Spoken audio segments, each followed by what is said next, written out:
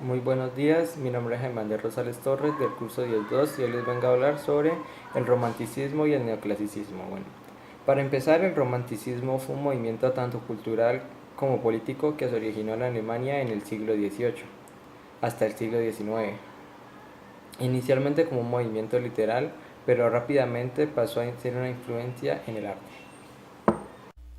Este movimiento está en contra del racionalismo de la Ilustración y el clasicismo.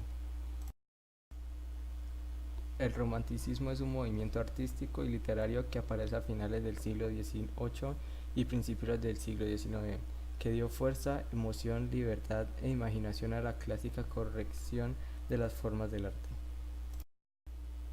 Esto dio paso a una literatura guiada por la imaginación, situando al hombre en un espacio sin límites, dando la posibilidad infinita de las imaginaciones y las fantasías. Este hecho dio paso a la rebeldía e inspiración a las tradiciones antiguas. Esta literatura tiene ciertas características como es la conciencia del yo como entidad autónoma. A esto también se le llamó el yo poético. También existió la primicia del genio creador en un universo propio, el liberalismo frente al positivismo ilustrado y la valoración de la diferencia frente a lo común. El romanticismo consta de tres etapas. La primera es el prerromanticismo, a principios del siglo XIX, donde tenían visión tradicionalista y conservadora. La segunda etapa se llamó romanticismo. Fue en la década de 1830 donde se introdujo un liberalismo por influencias del romanticismo francés.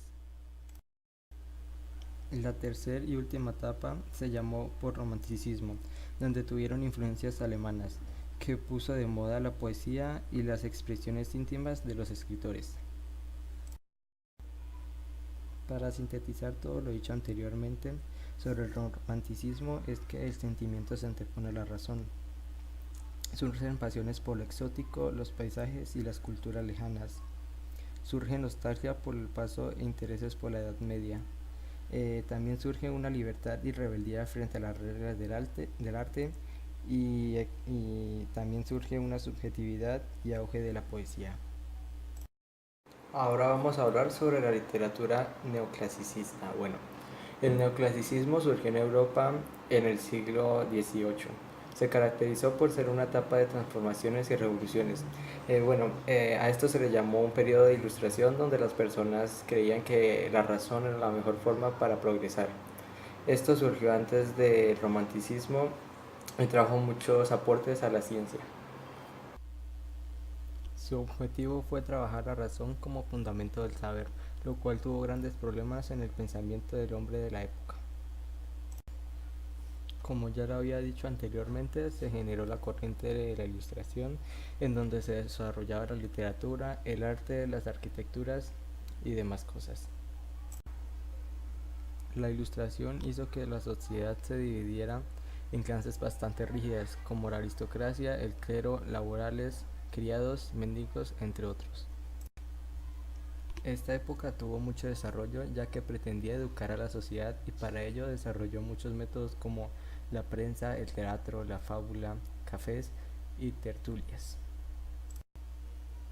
Para concluir lo anterior dicho sobre el neoclasicismo, se sabe que la razón se antepone al sentimiento.